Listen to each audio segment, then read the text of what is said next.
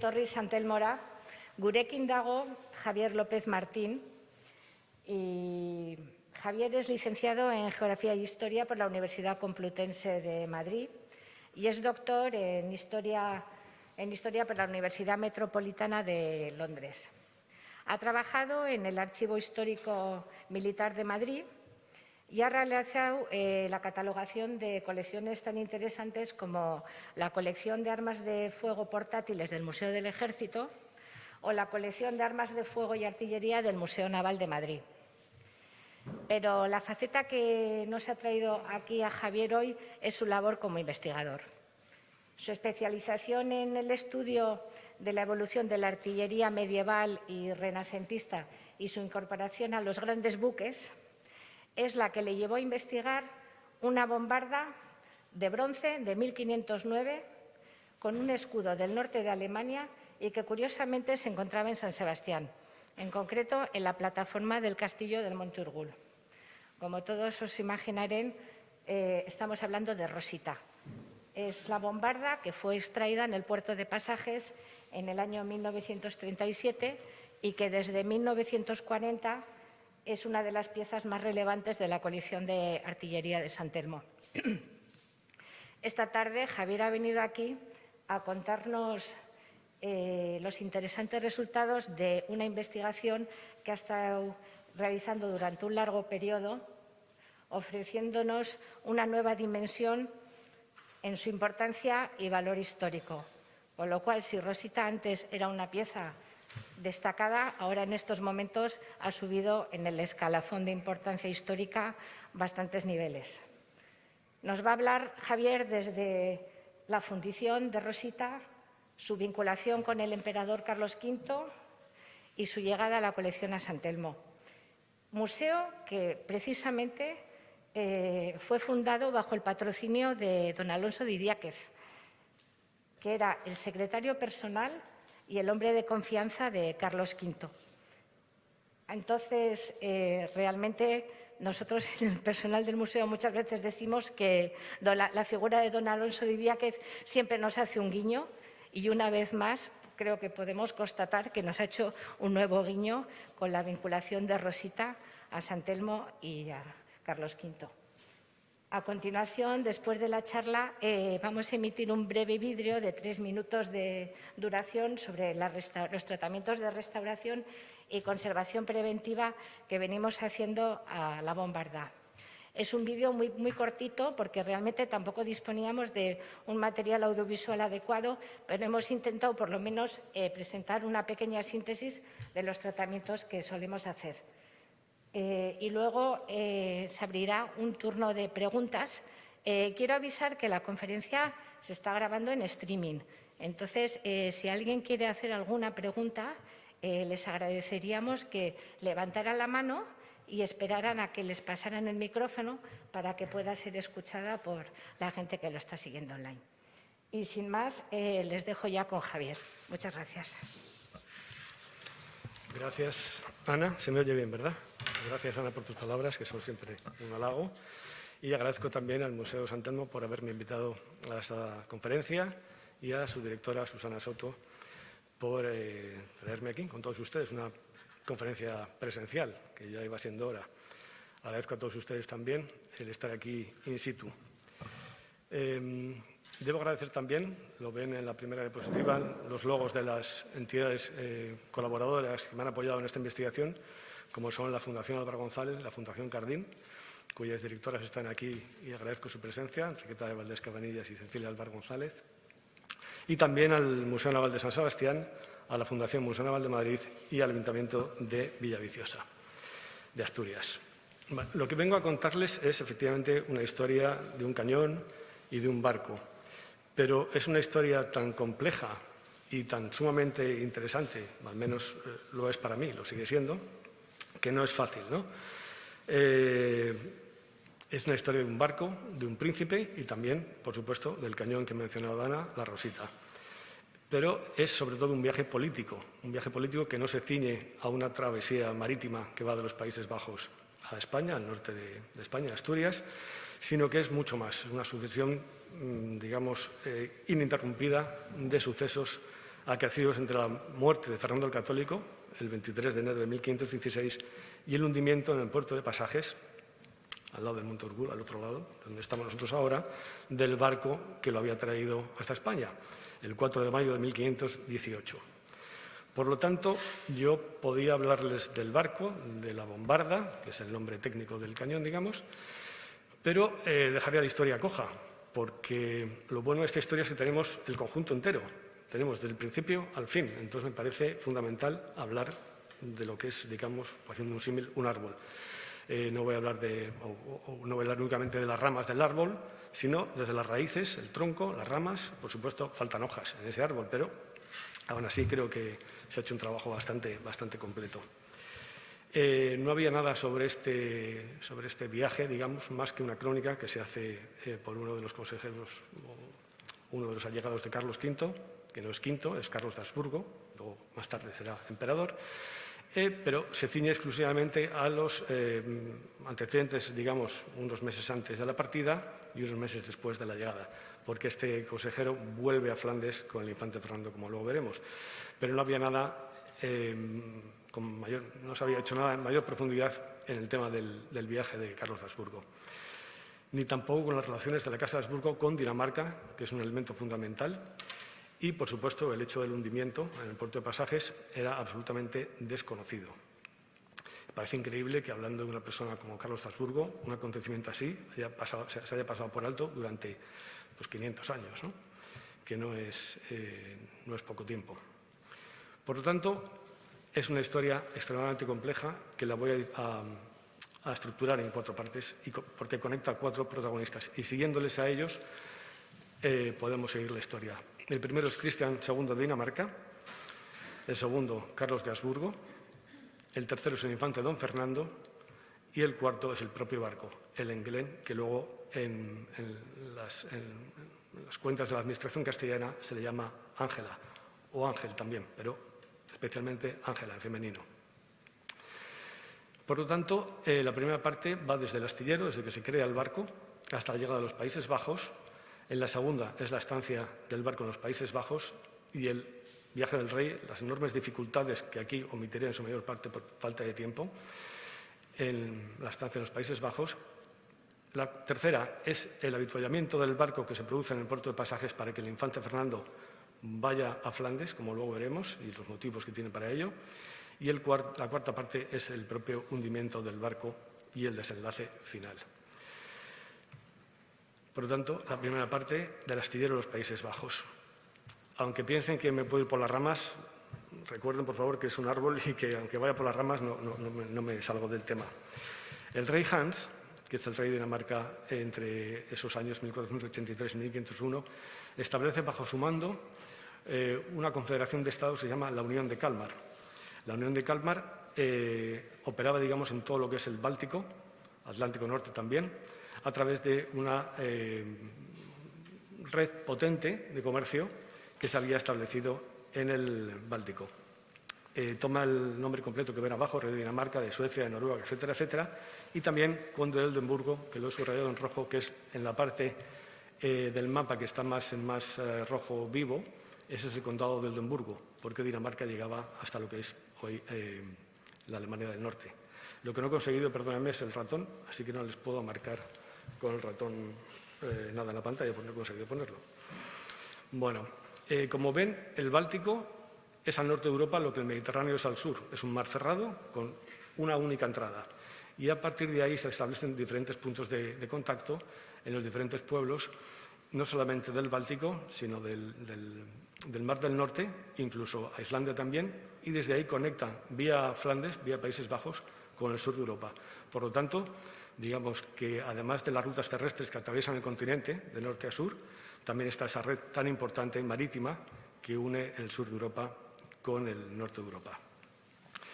En ese mar Báltico, Dinamarca jugaba un papel esencial, pero a finales del siglo XV, con el rey Hans y principios del XVI, no llegaba a hacer frente a la Liga Hanseática, que es, eso sí que es una potente red comercial de ciudades confederadas que manejan, digamos, todo lo que es el comercio en el Báltico y, lo que he dicho antes, hacia los Países Bajos y sur de Europa.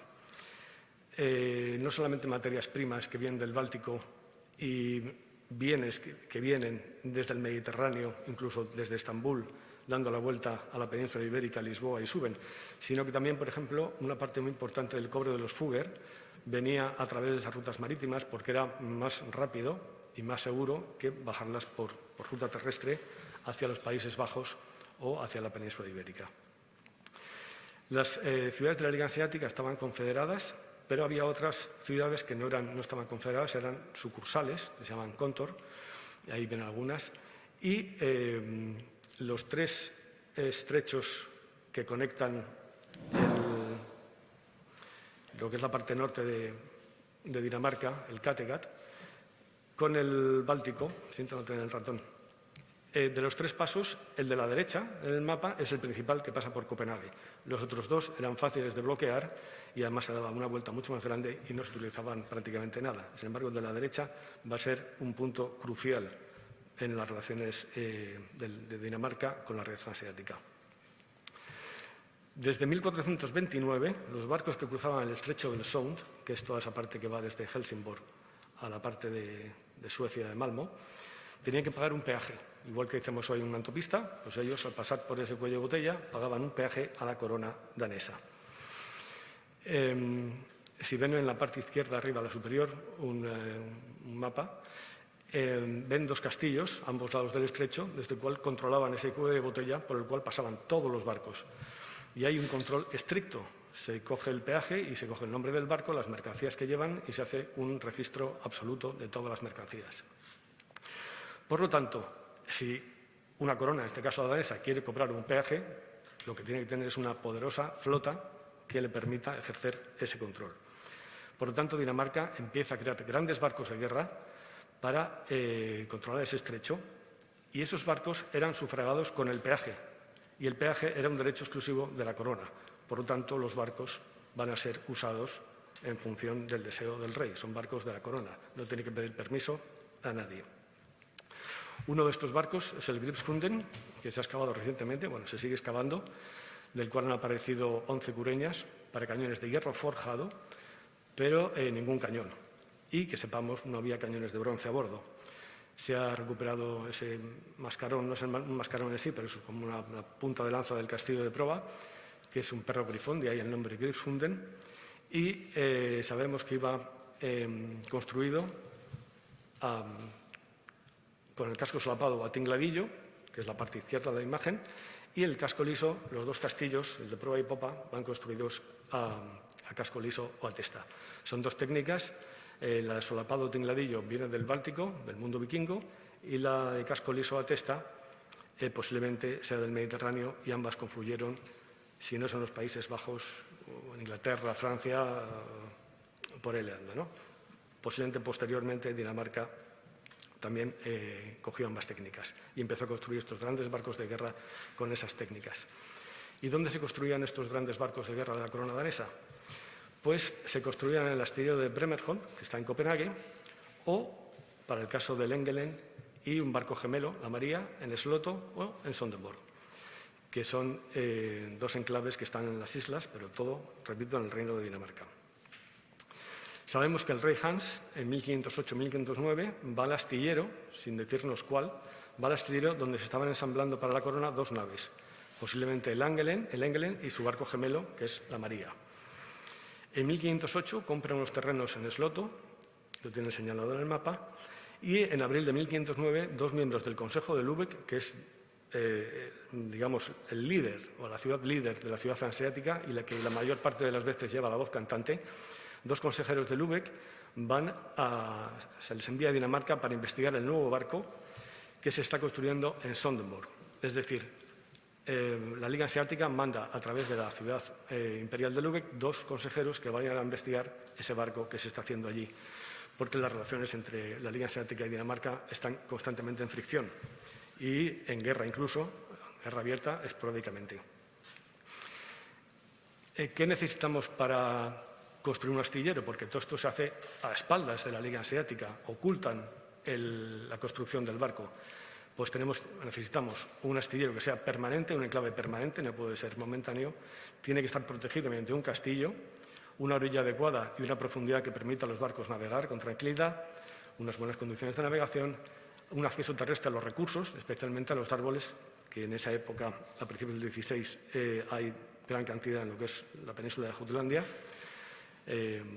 digamos al oeste de Lübeck, y unos enclaves que permitan unos talleres y unos almacenes. Las dos fotografías de la derecha, una es una excavación que se está haciendo en Sloto y abajo una recreación de cómo podía ser un astillero un tanto simple desde mi punto de vista. Y lo que está abajo es Sonderborg, es el castillo real que he marcado con un círculo amarillo, que ahí sigue, por supuesto, y ven ese canal tan tremendo que va hacia el norte y separa, es una isla, donde está enclavado Sonderborg, aunque en el mapa grande apenas se aprecia, pero es una isla.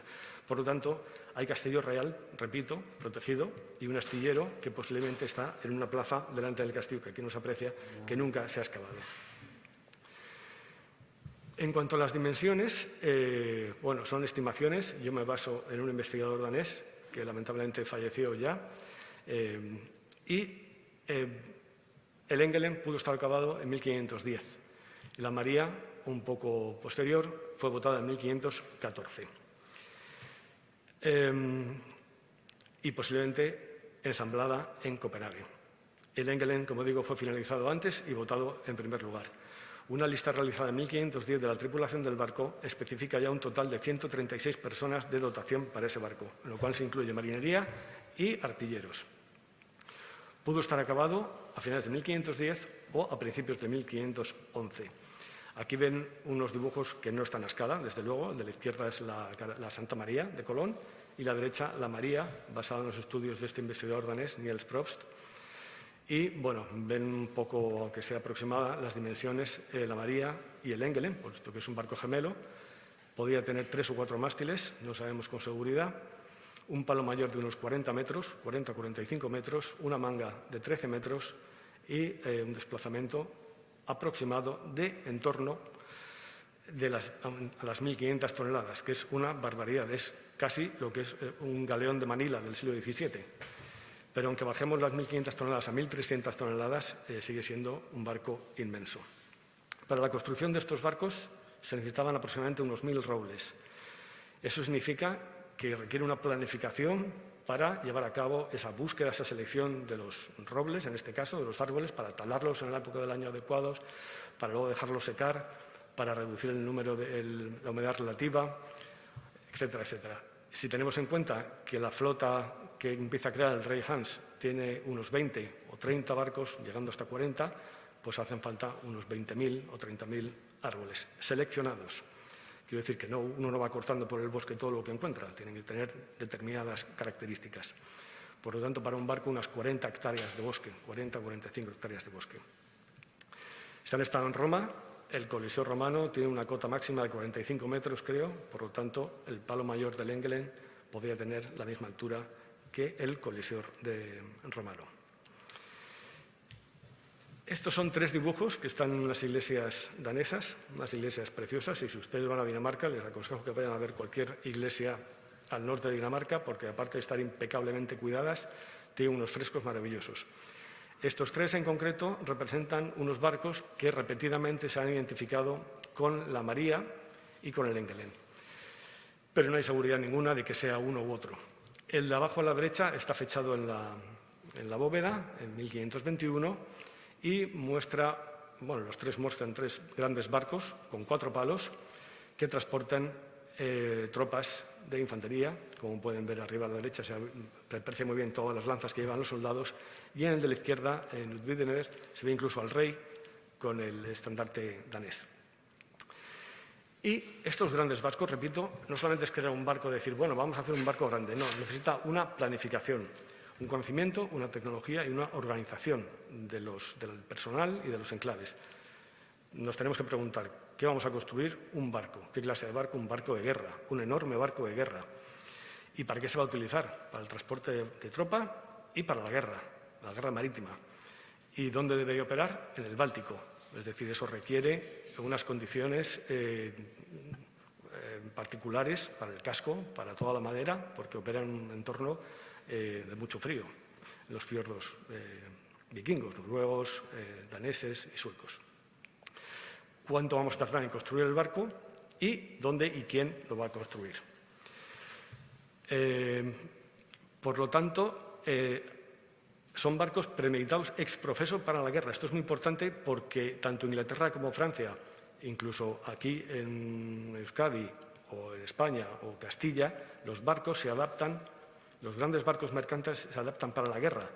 Pocas veces se hacen barcos ex professo para la guerra. Sin embargo, la particularidad de la flota conjunta es que toda la flota son barcos construidos para la guerra.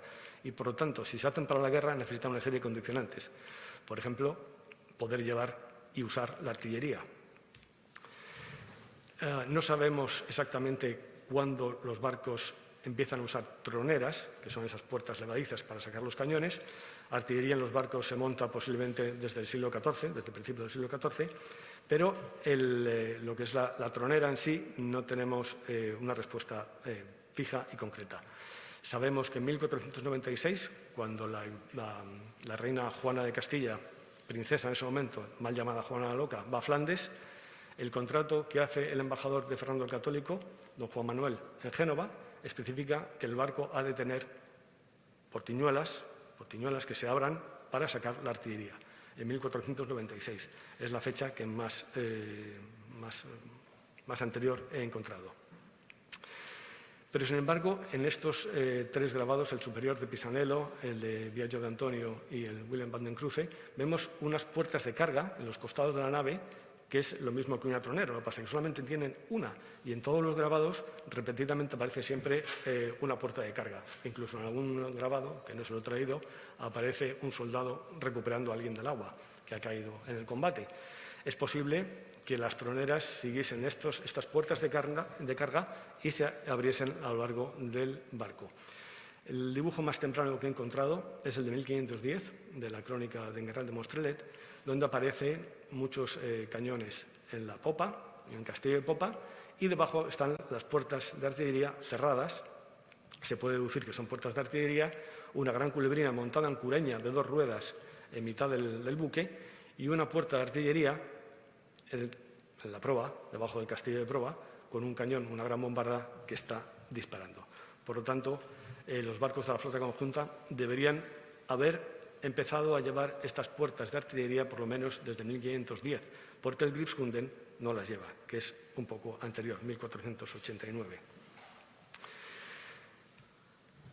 En junio de 1511, estos barcos de guerra, los de la flota conjunta, escoltan un convoy de más de 250 mercantes que vienen desde las llanuras de lo que hoy es Polonia, trayendo grano que es indispensable para la economía y la supervivencia de los Países Bajos.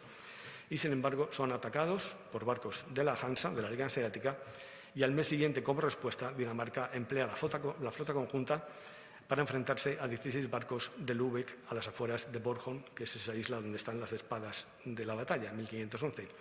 Y las crónicas ya recogen a Lengelen como una gallina entre sus polluelos, es decir, dando una imagen muy vívida del tamaño del barco como una gallina entre sus polluelos, que eran los demás barcos. Por lo tanto, son unas dimensiones muy importantes, mucho más para la época, porque ahora estamos acostumbrados, perdemos la noción de las medidas cuando un simple edificio es mucho más grande que un barco de esta época. Pero en aquel entonces hay que situarse que estos barcos eran como castillos en la mar. Hay crónicas que así lo dicen. El Engelen, sin embargo, en este bautismo de fuego, recibe impactos de artillería, que también podríamos hablar de esas guerras navales, recibe impactos precisos de artillería en el timón, tiene que ser remolcado, arrían las velas y salen de combate. Por lo tanto, el combate queda en tablas y las dos flotas se dispersan. Hay muchos barcos, de los 250 barcos mercantes de grano, que son apresados, otros son hundidos, pero digamos que las espadas se mantienen en alto y el enfrentamiento cesa, pero no la tensión. Sin embargo, esto es una victoria, digamos, para Dinamarca, pero a pesar de la victoria en la mar, necesita todavía un apoyo más firme, más concreto, que le garantice esa lucha que tiene contra la Liga Hanseática por el comercio del Báltico. Y para eso necesita acercarse a la Casa de Austria. Y nos vamos acercando a lo que es nuestra historia principal. Necesita acercarse a la Casa de Austria mediante una alianza matrimonial. Cristian II de Dinamarca, esta es una imagen del libro, la he copiado directamente la imagen. Cristian II tiene un amante, que no les voy a hablar del amante, pero es una parte importante porque en la Casa de Habsburgo se acoge al amante para evitar pagar la dote de la boda. Pero a lo que me refiero es que por el amante, a causa del amante, no quiere conseguir ninguna novia, entonces va dilatando el encuentro con cualquier novia, al final tiene que llamar a diferentes casas reinantes de Europa y al final llama a la Casa de Austria y pide la mano de la infanta Leonor, que es la hermana mayor de Carlos V y el infante Fernando. Pero estaba comprometida al duque de Lorena y, por lo tanto, el emperador Maximiliano, que es el abuelo de estos niños, son niños, le da la mano de la infanta Isabel, que en ese momento tiene 12 años de edad. El contrato matrimonial se firma en el Castillo Imperial de Linz en 1514 y a partir de ahí la Casa de Austria entra en unión con la Casa de Oldenburgo mediante esta boda matrimonial. La cláusula del contrato establece una serie de requisitos, de condicionantes, etc., pero uno de ellos dice que los amigos, así como los enemigos de una de las partes, los hará también de la otra. Esto incluye ayuda bélica en cualquier escenario y ya se vería dónde. He puesto aquí esa imagen de la derecha, que es una fotografía con rayos X, de lo que está debajo del cuadro de Cristian II de Dinamarca, de Michael Sittow, un cuadro extraordinario, no es muy grande, es pequeñito, con una mirada que tiene el rey potentísima, y debajo quien está es Carlos de Habsburgo. Por lo tanto, las conexiones que había previas a la boda eran muy fuertes. No sabemos exactamente cómo llegó la tabla donde estaba pintado Carlos de Habsburgo. Hay otras hipótesis que dicen que es Felipe, archiduque de Austria, Felipe el Hermoso, pero es Carlos V sin ninguna duda. Y vemos que las conexiones que había entre la Casa de Austria y la Casa de Oldenburgo previas a la boda son importantísimas. La fecha que tiene el cuadro, 1515, es posterior a la última capa de barniz que dieron al cuadro, por lo tanto es posterior. Debió ser pintado a raíz de la boda por poderes o del acuerdo prematrimonial que se hace. Y les comento, la infanta está cogiendo delicadamente un anillo con sus dedos, que es el anillo que está debajo, que es el anillo de boda que conservamos, apareció, debió quedarse olvidado en una cajita de marfil, en una vitrina del museo en Copenhague y en los años 70 apareció la cajita con un papelito que dice: este es el anillo de boda de la reina Isabel. Bueno, de manera que las dos casas unen sus destinos, digamos, y resumo en esta diapositiva lo que es la tremenda y complicada situación internacional que tiene Carlos de Habsburgo antes de partir de Países Bajos. Es un nuevo equilibrio internacional a la muerte de Fernando el Católico, que lo ven abajo a la izquierda, digamos como a menos 25, no tengo otra forma de señalárselo, y queda como jefe de la Casa de Austria el emperador Maximiliano abajo a la derecha. En Castilla y Aragón queda como gobernador el cardenal Cisneros y, sin embargo, Francia e Inglaterra presionan constantemente para llevarse, digamos, el gato al agua, para llevarse a Carlos de Habsburgo a su lado. La reina Juana, que la ven arriba a la izquierda, está encerrada en Tordesillas, es una tragedia lo que le pasa a la reina.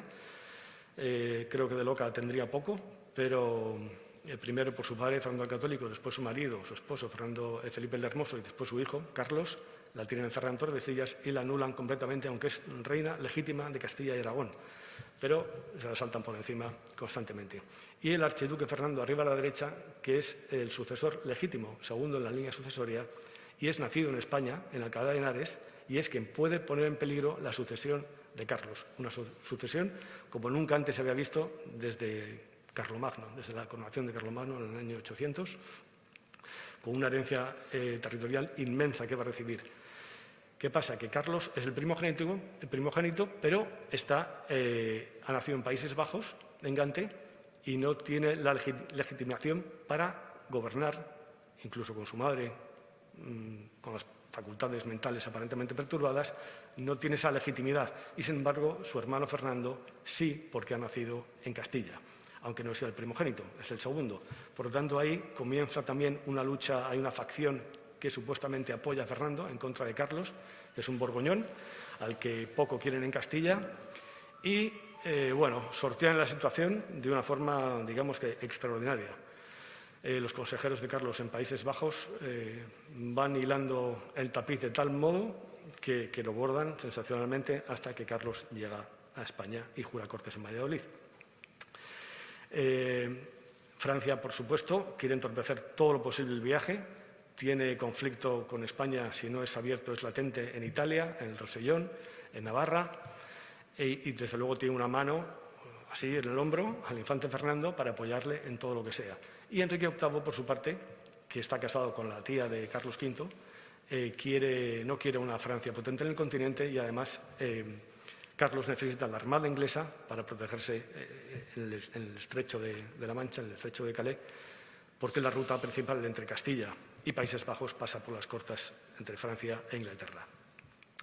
Bueno, en esta situación internacional tan compleja que no les voy a contar nada, digamos que para dilatar la cuestión y para tranquilizar a Castilla y al cardenal Cisneros, que está insistiendo una y otra vez en que Carlos debe ir cuanto antes a España, se reúne una flota y se manda a Países Bajos para traer a Carlos en 1516. Se reúne la flota bajo el mando de Gómez González de Buitrón y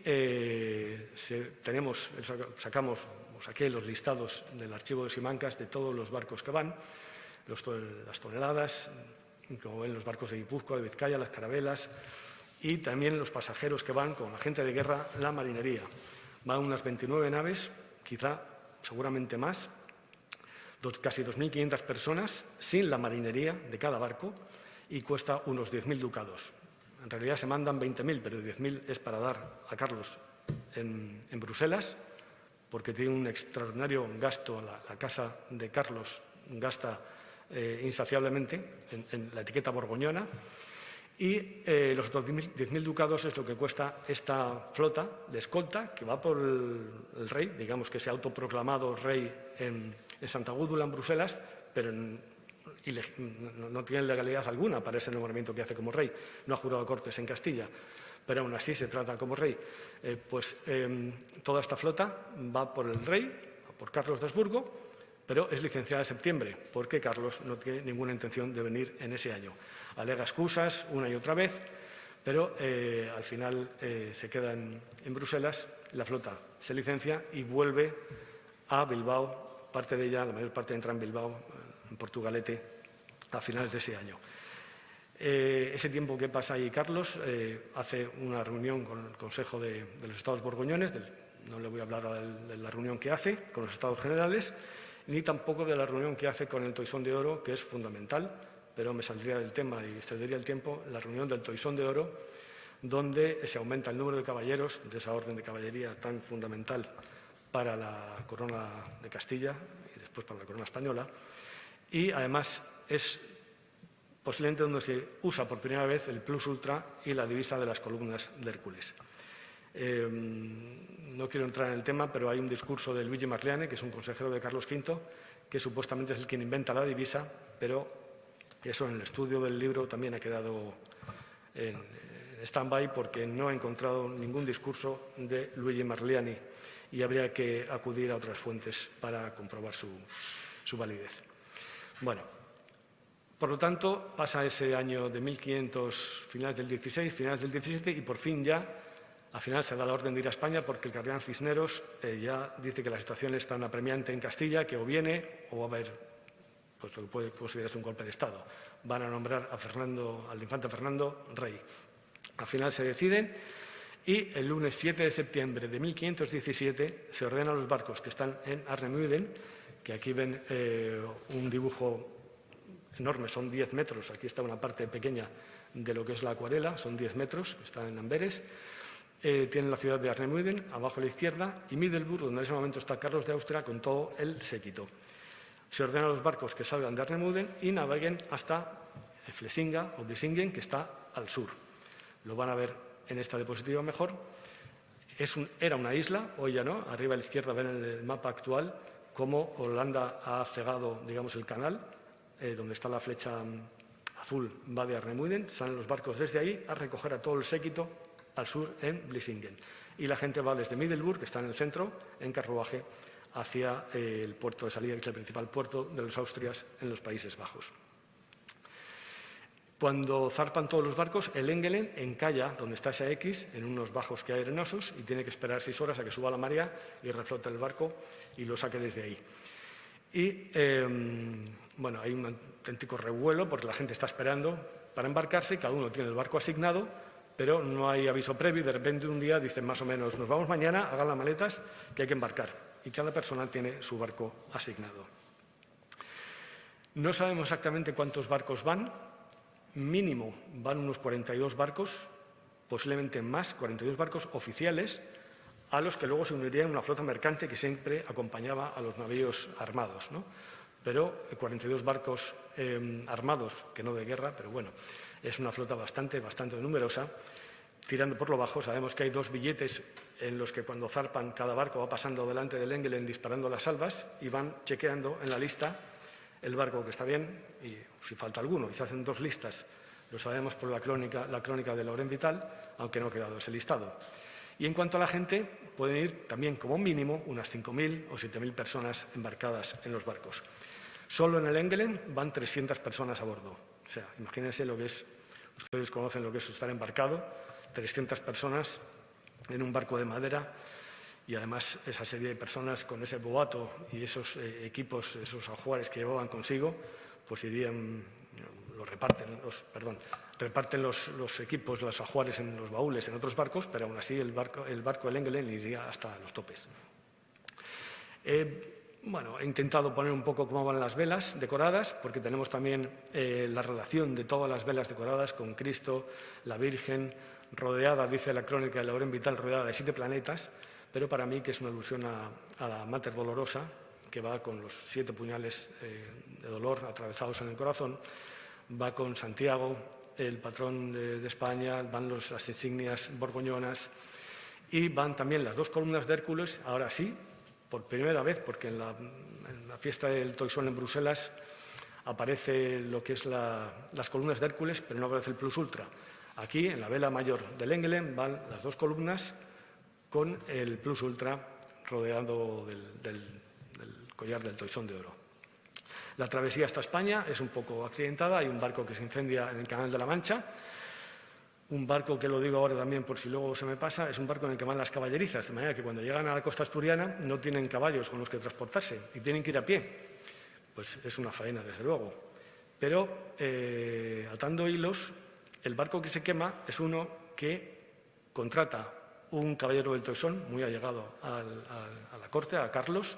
Es un barco que se contrata en la guerra de Frisia, que está al norte de los Países Bajos, donde tiene un problema que resolver con el duque de Hueldres. Por tanto, ese barco que se quema no tiene patrón, ni armador, ni seguro a quien dar cuentas. Es el barco que lleva las caballerizas.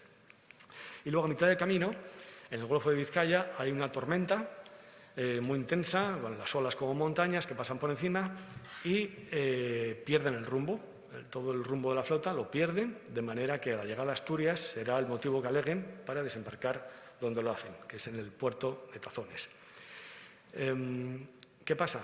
Que la crónica oficial de Laurent Vital dice que hay una tormenta llegando a las costas asturianas y, sin embargo, lo que he manejado yo es la correspondencia privada y oficial, privada porque es entre el rey y el embajador inglés, Enrique VIII, que está con Carlos y le acompaña a España en el viaje. Y el embajador inglés, Thomas Spinelli, no dice nada de una tormenta, salvo en el Canal de la Mancha. Y además dice textualmente en la carta que la tormenta había unos vientos tan fuertes que si no llega a cesar les hubiese mandado hacia Cornualles, hacia Cornwall, en vez de ir para el Golfo de Vizcaya. Por lo tanto, nada que ver con la crónica oficial de Laurent Vital que sitúa la tormenta cerca de las costas de Asturias. Bueno, por fin llegan a la costa asturiana y es esa tormenta a la que he aludido que de repente deciden desembarcar, más o menos el relato oficial, si me permiten la licencia, van en barco y dicen, pues hay un puerto, desembarcamos ahí, sin saber dónde es, sin avisar a nadie, mucho menos al cardenal Cisneros, que está impaciente, diciendo que le digan a alguien que aviste la flota, que le comuniquen inmediatamente hacia qué puerto va, porque el puerto de llegada nunca fue comunicado a nadie, ni a la madre, ni al gobernador, ni al capitán, ni al almirante, no comunican puerto de llegada a las costas españolas, Asturias, a nadie, nunca.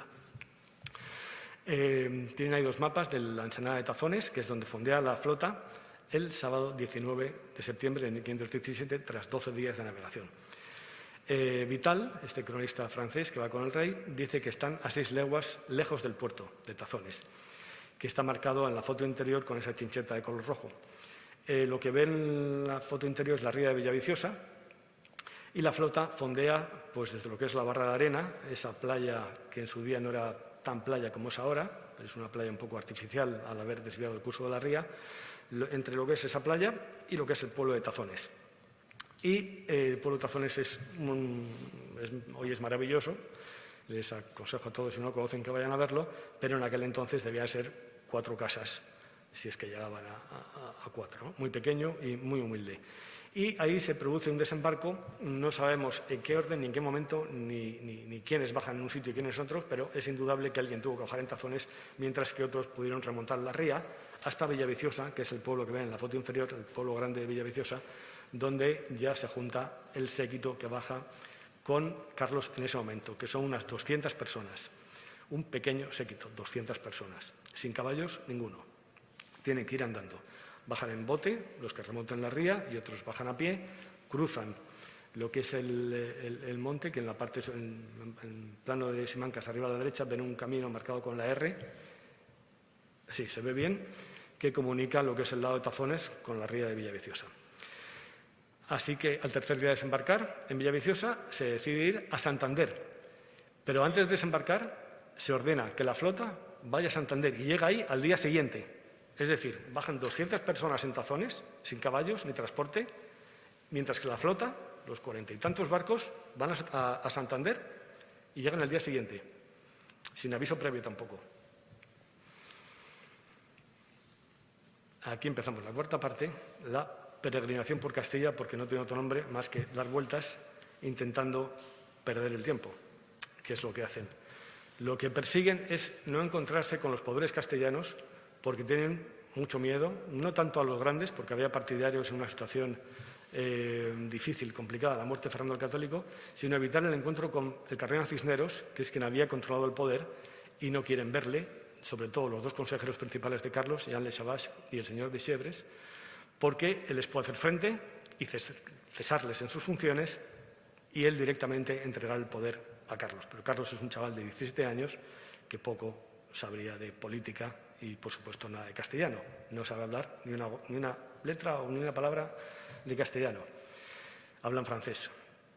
Por lo tanto, bueno, el almirante lleva la flota a Santander y el puerto de destino es desconocido y he puesto ahí enorme complejidad del itinerario. Porque ven que la flota llega a Tazones, desembarcan y al día siguiente va a Santander. Y a partir de ahí empiezan un itinerario a pie. El propio embajador inglés tiene que ceder, se lo dice así Enrique VIII, tiene que ceder una especie de rocín malo o un pony a Carlos para que vaya un tramo sentado en una montura, pero empiezan un camino hasta San Vicente de la Barquera, pasando por muchos pueblos, parando, mientras que el séquito desembarca en Santander y le mandan ir hacia Medina del Campo, hacia la meseta castellana, para encontrarse ahí todos. Y, sin embargo, los baúres, la cámara, el guardarropa, lo mandan hacia San Vicente de la Barquera. La estancia en San Vicente de la Barquera es fundamental, porque desde ahí Carlos manda un mensaje al poder castellano. Dice: estáis quedos y no os mováis. Es decir, no vengáis a recibirme, que es que no os quiero ver todavía. Entonces va dilatando el encuentro, cuanto más, mejor.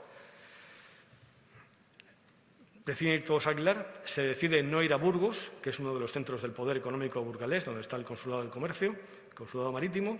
Deciden no ir a Burgos y van parando, sin embargo, en Treceño, que es el señorío de uno de los personajes clave también que va con el rey, que es Diego de Guevara, contador mayor de Castilla y mayordomo mayor del rey. Y además va en el mismo barco que los grandes caballeros del Toisón y con el embajador inglés, Tomás de Spinelli. En San Vicente de la Barquera, Carlos se enferma además y está 12 días enfermo. Pienso, no lo puedo probar y de hecho en el libro no lo he puesto, pero pienso que va dilatando el encuentro porque lo que no quieren es encontrarse a Cisneros, repito, y el pobre Cisneros, el cardenal, lo que hace al final es morirse de desesperación y de aburrimiento. Ya es mayor, pero no aguanta más, y la maltrecha salud del cardenal se lo lleva al otro mundo sin ver al rey, al joven por el que tanto ha dado, dineros especialmente, y ha conseguido mantener a los reinos, a Castilla y Aragón, en tranquilidad. También, poco después, desde Santander, el 12 de octubre de 1517, se ordena a Esteban de Trincher, que es un vecino de Pasajes, que reciba 37.000 maravedíes para llevar el Engelen al puerto de Pasajes a San Sebastián. Se le nombra a Trincher capitán y maestre de la carraca. Es ahí donde Carlos de Habsburgo y el Engelen se separan. Carlos va hacia Valladolid y el Engelen, como digo, viene al puerto de Pasajes. Carlos se encamina dando vueltas sin parar. Va a ver a su madre, va a ver a su hermano Fernando, le impone el collar del toisón de oro en Mojados, cerca de Valladolid, y al final jura cortes, lo consigue. No son unas cortes fáciles, le ponen toda clase de trabas, pero las va sorteando increíblemente. Es casi como cualquier político actual, va sorteando las dificultades allá donde se las ponen.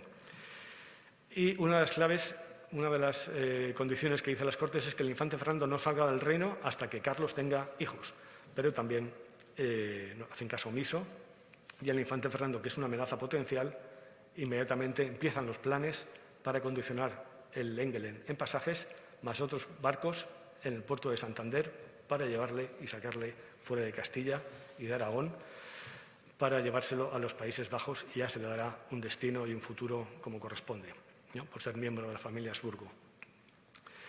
En ese año de 1518 hay un gran malestar contra los flamencos, y después de jurar cortes en Valladolid, Carlos se dirige a Zaragoza para seguir jurando cortes y obtener subsidios con los que poder sufragar también la coronación imperial, que ya está en mente de todos, porque el emperador se ve en una hora próxima que no va a durar tampoco mucho más. Entre otras cosas, ya que estamos, he visto antes, me ha llevado Ana a la exposición que están arreglando para Magallanes y el Cano. Antes de partir para Zaragoza, firma las capitulaciones con Magallanes y Ruy Faleiro.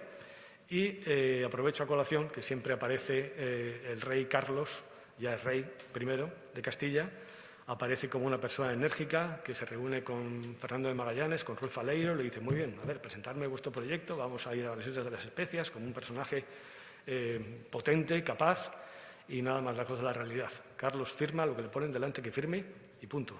Es un chaval, repito, de 17 años, que lo único que quiere en ese momento, pienso, es la coronación imperial, que es la máxima gloria, ¿no? Otra cosa muy diferente es cuando vuelve de Aquisgrán, que es un hombre completamente diferente, ¿no? Bueno, el 2 de abril de 1518, el embajador inglés Spinelli informa que el infante irá desde Aranda de Duero a Bilbao para embarcar. Pero eso posiblemente es una cortina de humo, porque la flota se está juntando en Santander. El Engelen, que está en Pasajes junto con otros dos barcos que están en Pasajes, tienen que zarpar y llegar a Santander para recoger al infante y zarpar desde Santander. Sin embargo, las primeras cartas dicen que embarca en Bilbao. Y eso puede que sea una cortina de humo para despistar cualquier apoyo que pudiera tener de un partido fernandino, ¿no? Poco después, esto es en abril, en marzo, el mes anterior, ya ordenan preparar toda la flota para llevar al infante a los Países Bajos. Por lo tanto, empiezan las cuentas de Esteban de Trincher por el aparejo de la nao Ángela, que es como la administración castellana llama al Engelen, ¿no? Lo traducen directamente al castellano y se le da el nombre de Ángela. Se hacen dos cuentas paralelas. Una, que es la que hace Alonso de Aguilar, que es el segundo, digamos, de Francisco de Vargas, el contador, el que maneja todos los dineros de la Corona de Castilla, y otra directamente para Esteban de Trincher, para el Engelen o la Ángela. Y tanto Francisco de Vargas y Alonso de Aguilar como el argentier del rey, es el banquero personal, digamos, Nicolás Riflart, van librando dinero para habituallar el barco.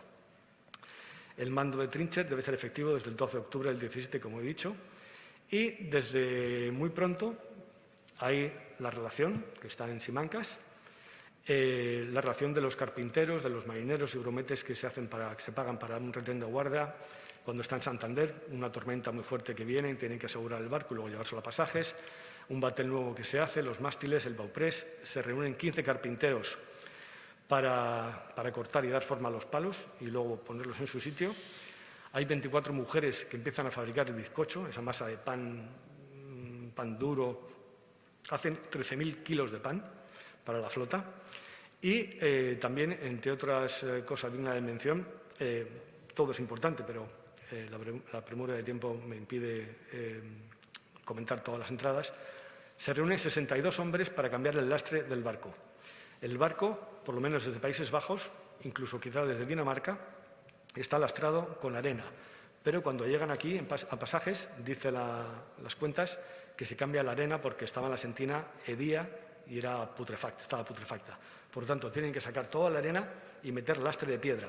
Y para eso son 62 hombres en cadena que van durante varios días metiendo las piedras en bateles.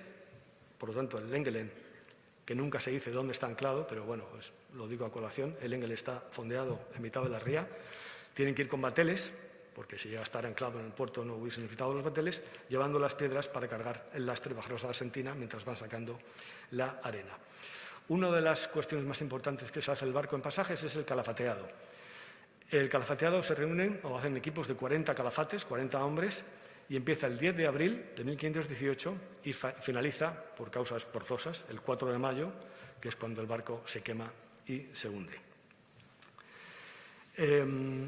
No he mencionado, se me pasó al principio, que cuando he citado los posibles astilleros donde se crea el Lengelen, posiblemente sean el astillero de Sonderborg, que es el que estaba más alejado, si recuerdan la diapositiva, y el de Sloto.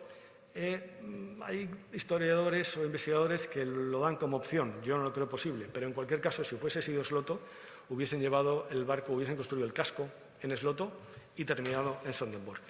Digo esto porque en este cuadro de la izquierda, del Milagro de la Rueda de Santa Caterina, que es un detalle de Joaquín Patinir, que está en Viena, esto es un barco, digamos, en bruto. Es lo que harían con el Lengelen si hubiese sido construido en Sloto, construir el casco y llevarlo a remolque hasta Sonderborg, que son dos astilleros ocultos, ¿no?, de la mirada de la Liga Hanseática. Y vuelvo al calafateado, que es muy importante. Tienen que separar todas las maderas, como saben ustedes, meter la estopa con las herramientas necesarias y luego calentar la brea. Y tuve la suerte, a través del contacto de Albaola, de ir a Burgos con la Cabaña Real de Carreteros, porque ahí fabrican brea de forma artesanal, en un horno, el horno de Mataca, que es en el que ven ahí en funcionamiento. Hacen la brea durante 48 horas, todo el proceso dura a lo mejor 72, y queda esa parte de la brea solidificada en la parte inferior. Una vez que la calientas, se licua y con eso juntas el barco en las juntas para impedir la entrada de agua. Les pongo este vídeo que dura 30 segundos, creo, para que vean, una vez que sacan la brea ardiendo, todo lo que está en el pozo es brea. Pero ven que cuesta mucho que arda, porque lo que se alega cuando el barco se hunde en Pasajes es que al calafatearlo, los calafates, el caldero donde se calienta la brea cae a la cubierta y se incendia. Un incendio tan pavoroso y tan rápido que es imposible sofocar el fuego. Y sin embargo, aquí yo quería demostrar a mí mismo, verlo, con qué rapidez arde la brea, y cuesta muchísimo. Está cayendo la brea ardiendo y, sin embargo, aquello tardó mucho tiempo en arder. Por lo tanto, la crónica oficial, digo, hay que ponerla también en cuestión. Y repito que es el malestar contra los flamencos y que no quieren que salga el infante Fernando del reino. Hay una sucesión de hechos, aquí les he puesto una imagen, podría ser perfectamente en la ría de Pasajes, allá al fondo incluso podría estar Albaola, los astilleros Ondarcho, y esto es una fotografía del siglo XIX, del XX, pero el Lengelen pudo haber quedado, digamos, la superestructura, si no sumergida completamente en función de las mareas, los palos, por supuesto. El mayor no, porque lo cortan, es la primera entrada de las cuentas, cortamos el palo mayor para que el incendio no se propagase, pero fue inútil. Hay una sucesión de hechos.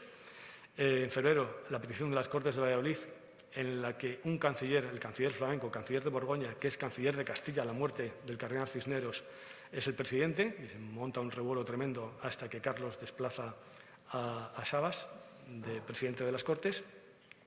El 17 de marzo se clava una proclama sediciosa en el convento de San Francisco diciendo: por ti Castilla, si permites que el infante Fernando salga de aquí. A final de marzo se inician los preparativos para la salida del infante. A mediados de abril se ordena juntar la flota en Santander. A principios de mayo se retrasa la escolta de 400 hombres que tiene que ir a guardar al infante. Hay una demora y Ferry de Croy, que está en Santander, es inaudito para él, una orden del rey que no se cumpla, que dónde está la escolta, y no viene. Al final le dice: no, es que como el barco que se llama el Ángel, en el cual teníamos que embarcar, se ha quemado, pues no hay prisa. Así se lo dicen. O sea, es toda una sucesión de hechos que camina en la dirección de que lo que hay es un impedimento a que el infante Fernando salga del reino. El 3 de mayo llega el infante a Santander y el 4 de mayo el incendio es voraz y hunde el Engelén en el puerto de Pasajes. El 26 de mayo, casi un mes después, el infante zarpa, reúnen los barcos que haya, incluso Frederick Crowell está dispuesto a coger unos barcos coger unos barcos que van a Alejandría para el comercio. Está a punto de hacer eso, pero al final consiguen juntar la flota y el infante zarpa. Y el 17 de junio, el gran canciller de Borgoña y de Castilla, Savage, muere a orillas del Ebro, posiblemente de enfermedad. No va a ser esto una conspiración tremenda, pero bueno, una serie de hechos que por lo menos hacen sospechar, ¿no? Al final, la flota del infante Fernando se reúne en Santander y de Pasajes zarpan dos barcos, las dos Trinidades, de Juan Fernández de Idiazábal y Martín de la Rea. Se vuelve a cargar la despensa con aceites, pescados, de San Vicente de la Barquera, animales, salazones, perdón, calzones, es el corrector. Entre el corrector y el WhatsApp cada vez escribo peor, yo no sé ustedes, pero salazones y cereales que se embarcan desde Castilla. La Trinidad más grande tiene 660 toneles, es un barco muy grande, y la otra de Deusto, de Martín de la Rea, son 250 toneles y de ahí para abajo. Es una flota, digamos, modesta comparada con la que viene Carlos. Inmediatamente que se hunde el barco, lo primero, cuando debía estar echando humo, lo primero que se ordena desde Zaragoza es que se recupere la artillería. Y se recuperan 119 armas de fuego. Armas de fuego incluye cañones de artillería, las recámaras y 27 arcabuces, que son armas portátiles, como abajo a la derecha pueden ver, son armas pesadas, mosquetes o arcabuces. Lo más destacable ahora que puedo mencionarles es que entre los cañones y recámaras que hay, 5 cañones y 14 recámaras son de hierro fundido, que es una técnica de fabricación muy compleja y había muy pocas piezas en Europa porque se requiere una temperatura y unos altos hornos que todavía no están en funcionamiento, digamos, con soltura, con holgura, ¿no? Es una técnica compleja por los 1500 y pico grados que requiere el hierro para fundir. Sin embargo, a partir de ese momento, cuando el Engelén está casi en llamas, se ordena recuperar la artillería y se inicia una campaña de buceo única en los albores del siglo XVI. Y les he puesto un calendario, que también es una imagen del libro, una de las tablas. El 4 se quema el Engelén y ya trabajan 21 hombres y 2 carpinteros que cortan el mástil, y a partir de ahí van trabajando diferentes equipos formados por un diferente número de hombres, y las bateleras de Pasajes, que también es una de las primeras referencias a las bateleras, se encargan de llevar todo lo que se recupera del barco hasta la orilla.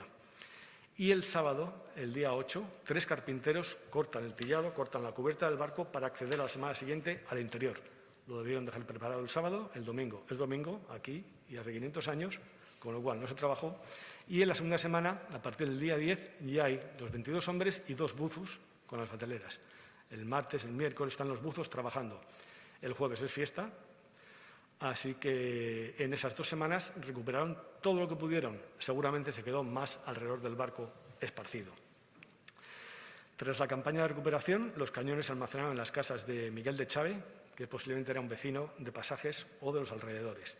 Y de Pasajes, toda la artillería la llevan a San Sebastián, y de ahí tienen que dar cuentas al alguacil de la artillería, a Sánchez de Alcayaga, para que tome inventario de todo lo recuperado, y después lo llevan a Fuenterrabía.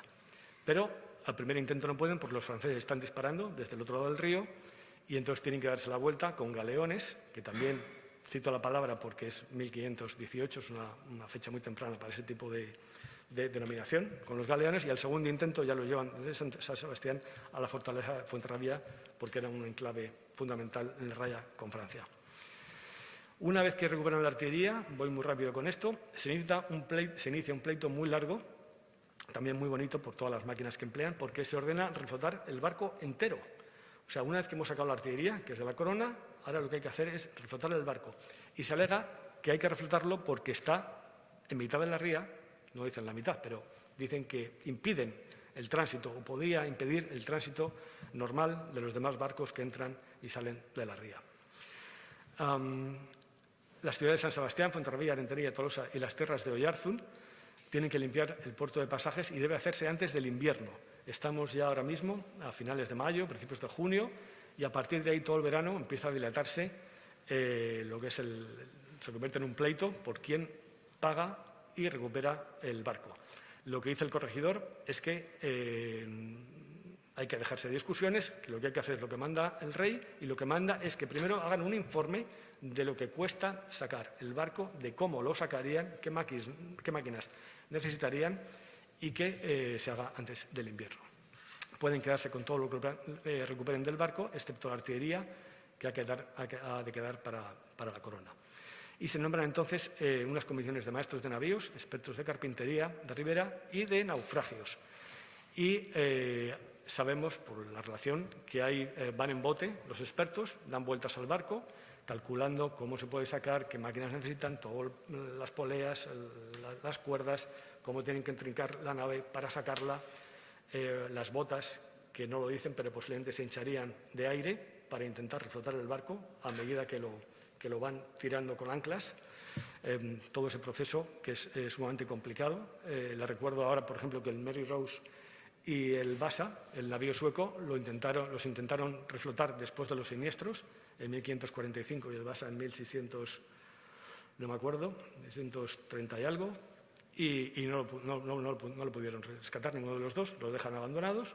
Incluso intentan rescatar la artillería y consiguen rescatar unos pocos cañones del Mary Rose y ninguno del Vasa en ese momento. Luego, posteriormente, sí lo hacen, pero es cierto que los del Vasa estaban a no sé, son 60 metros u 80 metros de profundidad y la red de pasajes estaría a unos 15, 20, también hay dificultad sin saber la profundidad. Pero lo cortés no quita lo valiente, porque recuperan 119 piezas con buzos, porque entre los equipos, como les he dicho antes, hay dos buzos que cobran más en el salario porque son dos hombres, dos buzos que andan debajo del agua, dice las cuentas.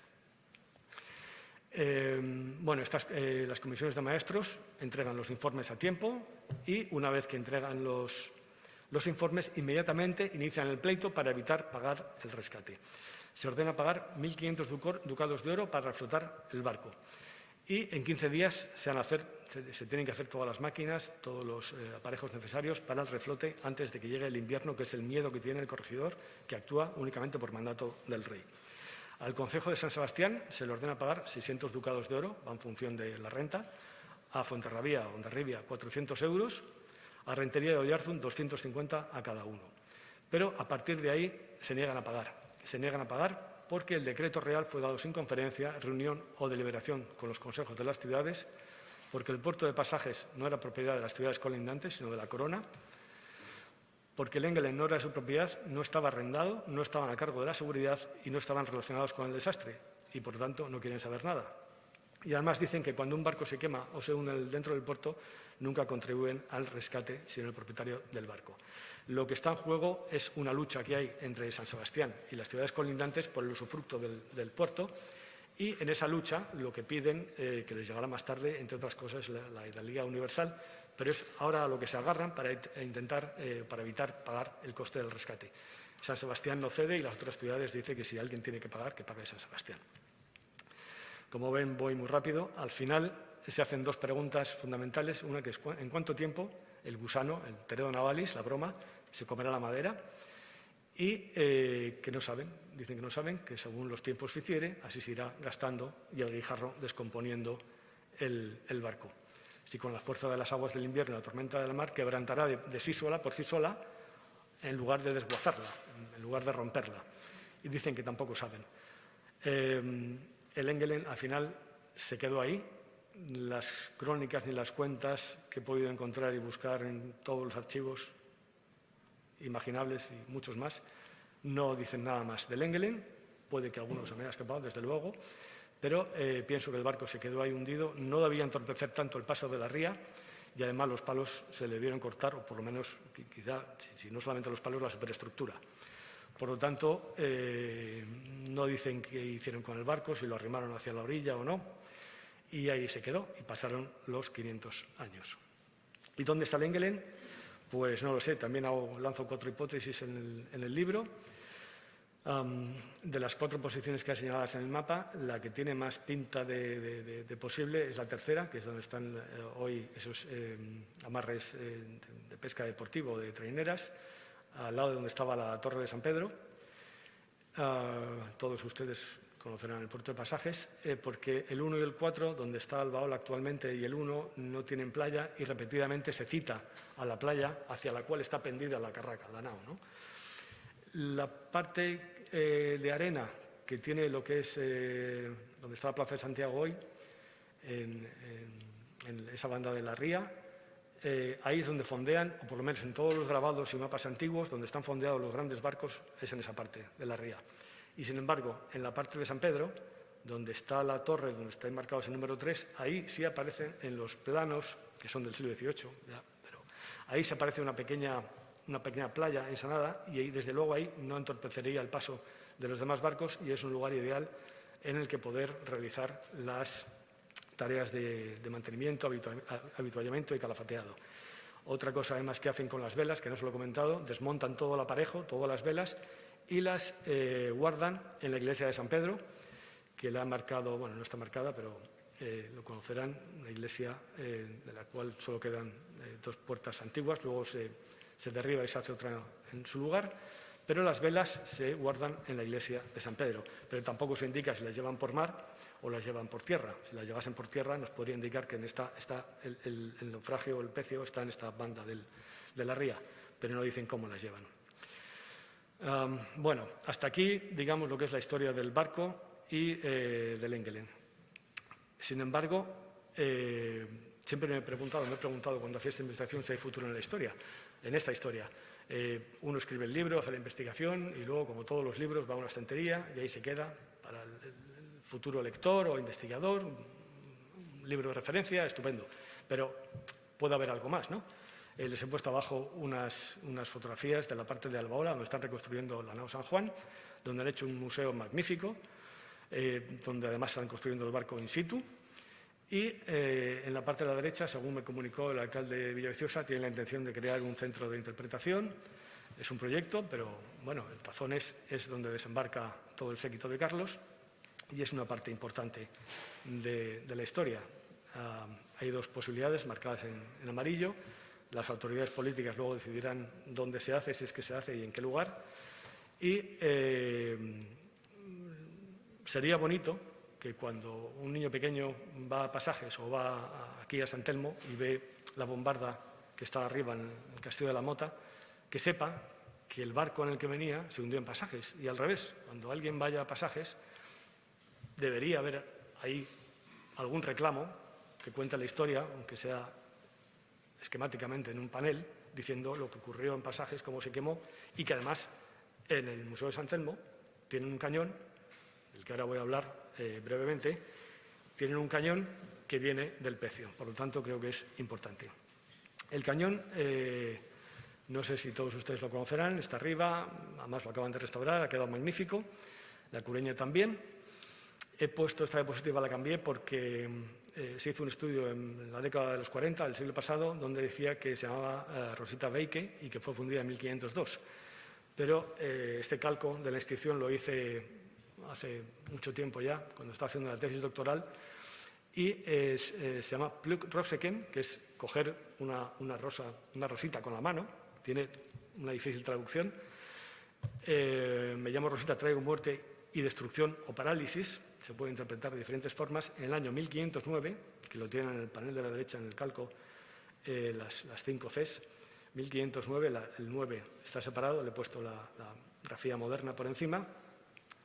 1509 me ha fundido Hans van Steenone, esto es verdad, en realidad sería fundido me, Gosmig, Hans van Steenone, esto es verdad, que es la inscripción que tiene en bajo alemán, en estilo gótico, en la parte central del cañón o de la bombarda.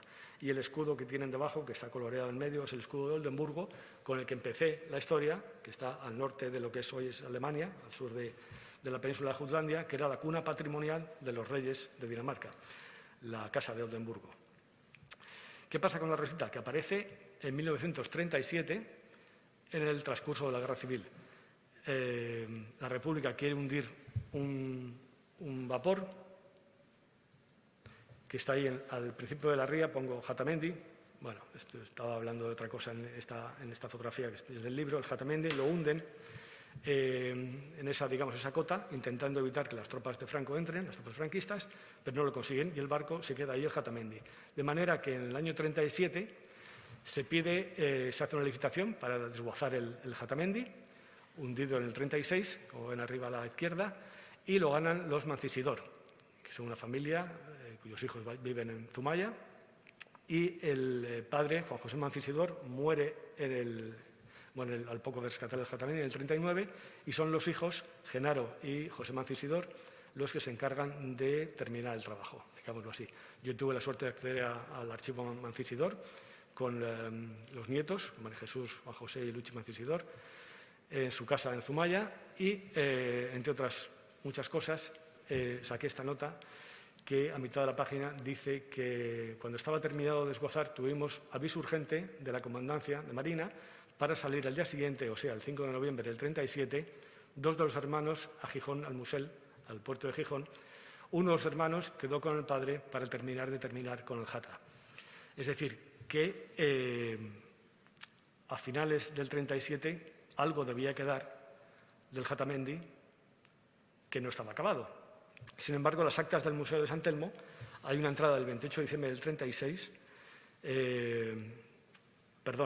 del 26 de noviembre del 36, diciendo que se visite en San Pedro un cañón extraído del canal. Y otra posterior del 23 de diciembre del 37, diciendo que se acordaba inspeccionar en pasajes de San Pedro el cañón Sito en el camino del Faro. Y al año siguiente, el 11 de mayo del 38, dice que se visitaron los dos cañones existentes en pasajes que son de mérito, pues uno es probablemente una bombarda del siglo XV, y se acuerda que se haga la gestión correspondiente con el propietario del terreno en el que se hallan. Esto agrega confusión. La bombarda del siglo XV, evidentemente, es la Rosita, que no es del XV, dirían del XV en función de la inscripción gótica que tiene, en bajo alemán, y dice que se haga la gestión correspondiente con el propietario del terreno. En ningún momento se dice que se ha sacado de la mar. Sin embargo, a mí oralmente me dijeron que se había recuperado al desguazar el Jatamendi, pero no he encontrado un documento, una anotación de los Mancisidor que diga sacamos el cañón en tal fecha. También hice una búsqueda exhaustiva en la hemeroteca y, a pesar de la infinidad de noticias que hay en la prensa local y nacional, en ABC, que son periódicos de la época, no encontré nada al rescate de la Rosita. Después incluso hay titulares de la prensa, como abajo a la izquierda, dice no hay Rosita para la operación Rosita. O sea, están utilizando el nombre del cañón, pero nadie o ningún medio o ningún periódico dice en ningún momento cuándo se recupera el cañón. Quiero hacer unas entradas breves y acabo para los cañones de artillería, porque tienen muy poca comunicación. Un cañón de artillería con el público, la comunicación es prácticamente plana. Si no se le ayuda a contar su historia, un cañón no comunica, no es como un cuadro, una escultura. A pesar de que los cañones pueden ser como esculturas. Les he puesto a la izquierda unos cañones de artillería que son fundiciones tan a la par, tan buenas como cualquier escultura que adorne una calle, una plaza. Salvo el león que tienen en el medio.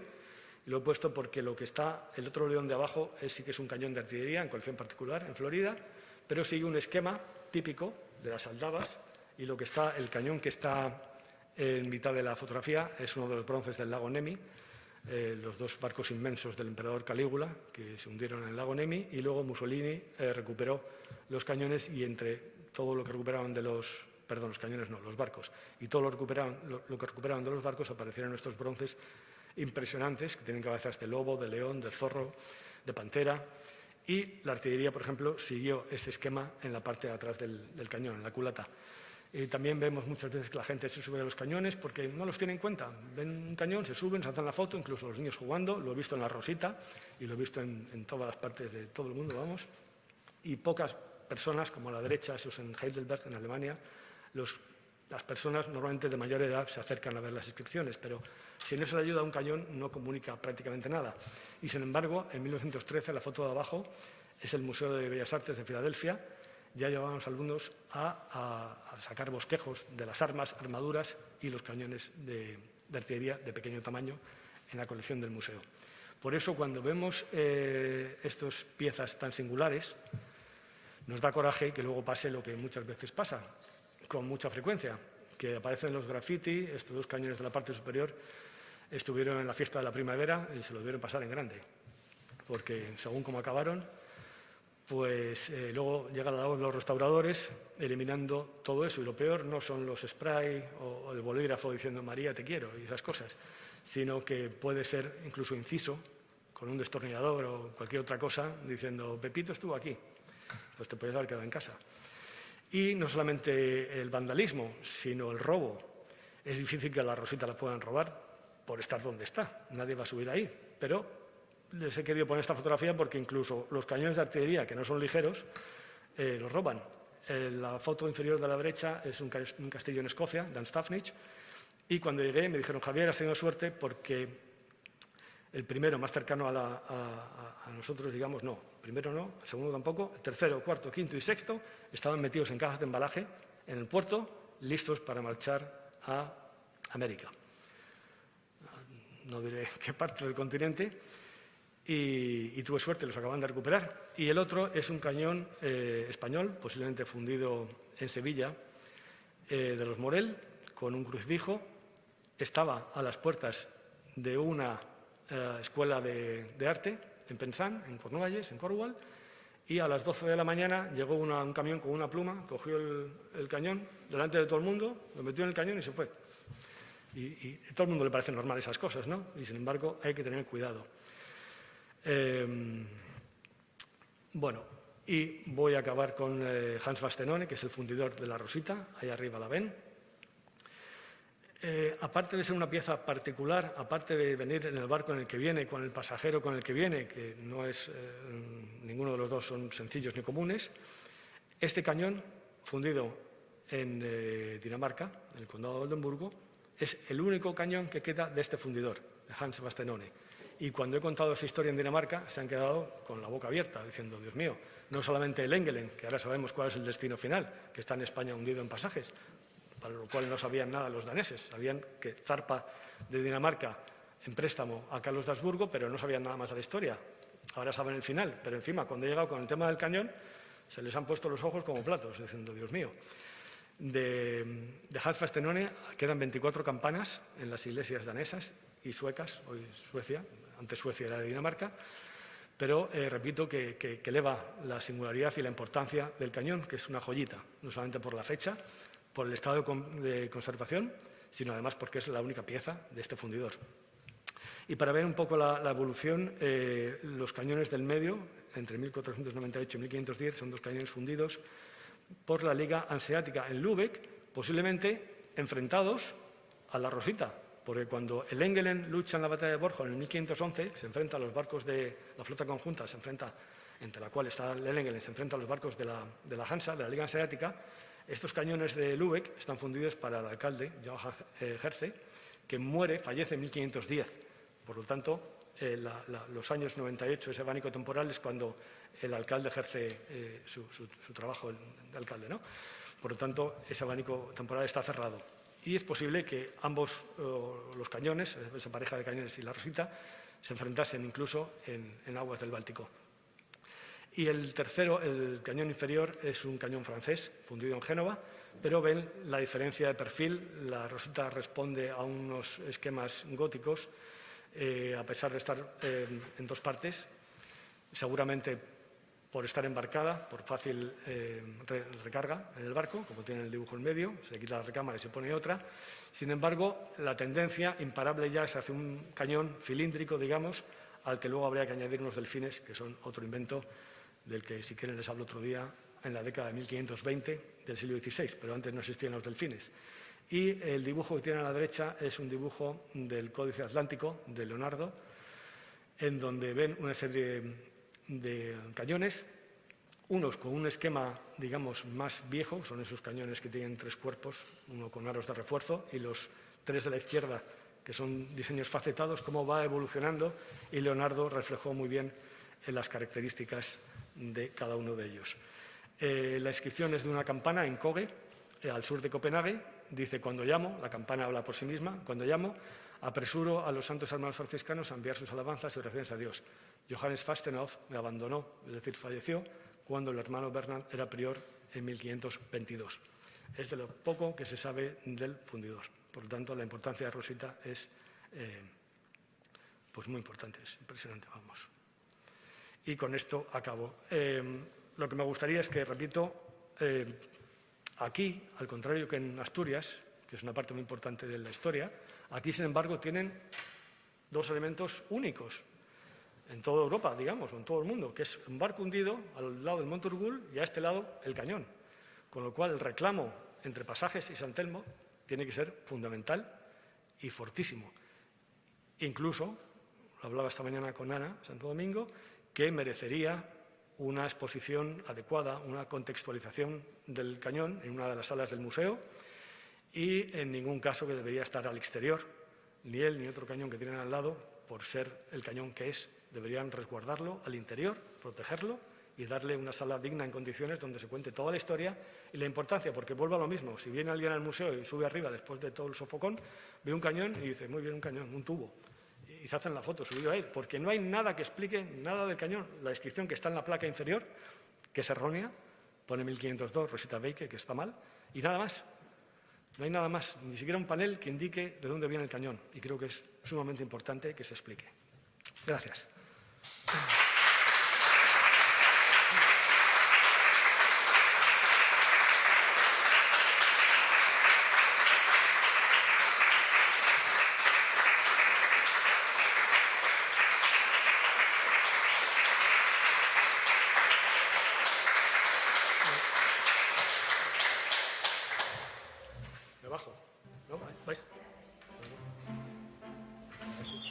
Estamos en San Sebastián, en el Monte Urgul, delante del castillo, y os vamos a presentar a Rosita, una bombarda del siglo XVI de bronce de gran valor histórico como pieza de artillería y, sobre todo, muy singular. Desde el año 2007, el Museo de San Telmo viene poniendo en marcha un programa de restauración y conservación preventiva programado de todas las piezas de artillería que se exhiben en el castillo.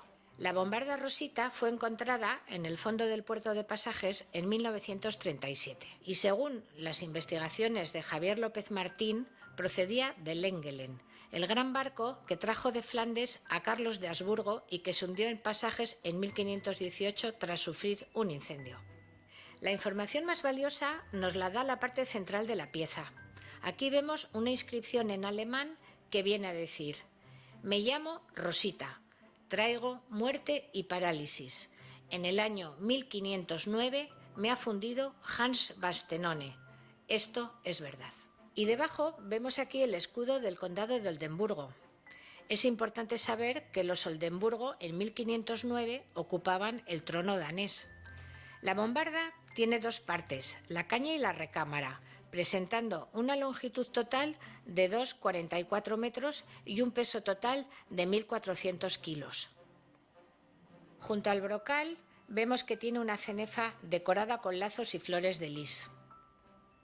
Y presenta además 6 asas o argollas, 4 en la caña con una angulación de 45 grados y 2 en la recámara con una angulación de 90 grados. En el año 2007 el estado de conservación no era muy bueno, por lo que se decide acometer una intervención de restauración completa. Se procede entonces al desmontaje de la pieza. Pasando a continuación a la limpieza, quizá una de las fases más delicadas de la restauración. Esta fase se inicia con la limpieza mecánica, utilizando unos cepillos rotatorios de cerda y regulando bien la presión y velocidad para eliminar la suciedad pero conservar la pátina protectora. Las partes más delicadas fueron limpiadas manualmente utilizando bisturís y escalpelos. Las firmas y grafitis se eliminaron puntualmente con disolventes orgánicos de rápida evaporación. Los pequeños puntos de corrosión fueron eliminados con cepillos de disco de hilo de cobre y estabilizados con un inhibidor de origen orgánico. Y finalmente, como medida preventiva, se aplicaron varias manos de ceras microcristalinas y resinas adecuadas para su conservación en el exterior. Por último, la pieza fue montada en un nuevo afuste de madera de elondo apta para exteriores. Desde su restauración, Rosita forma parte de un programa bianual de conservación preventiva.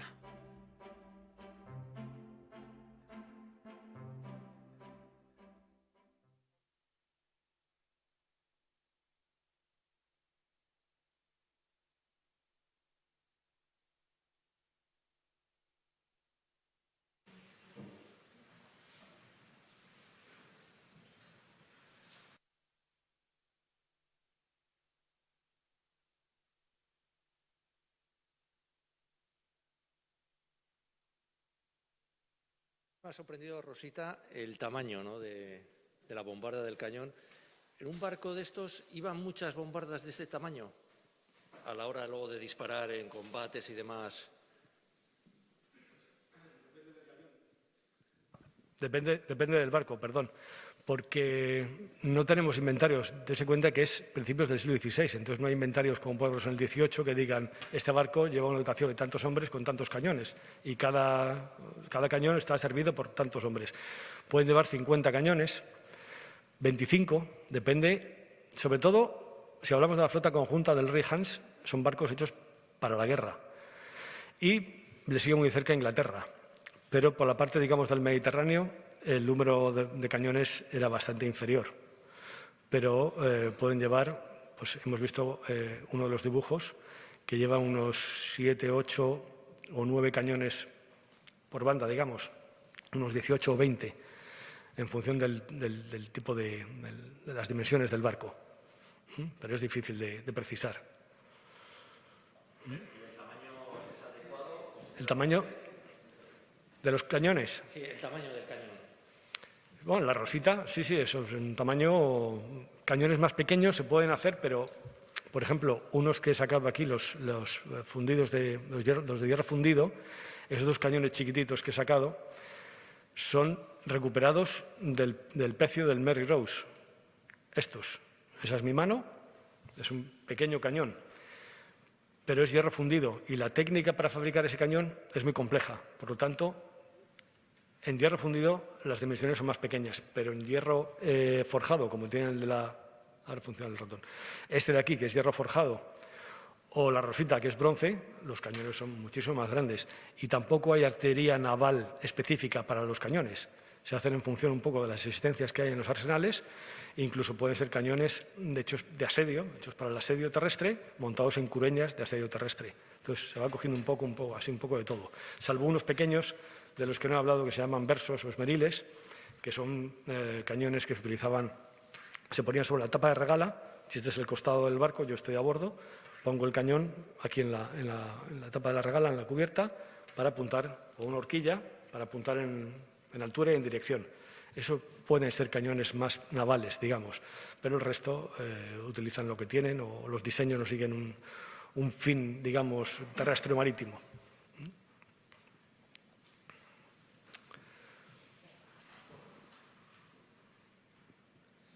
Bueno, primero felicitarle por su trabajo, que es impresionante.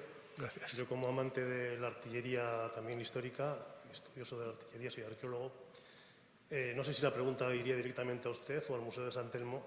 En el castillo tenemos dos piezas impresionantes, por supuesto la Rosita, en su contexto histórico, y el Sacre de la Armada Invencible, que lo estudió el profesor Ridella, italiano.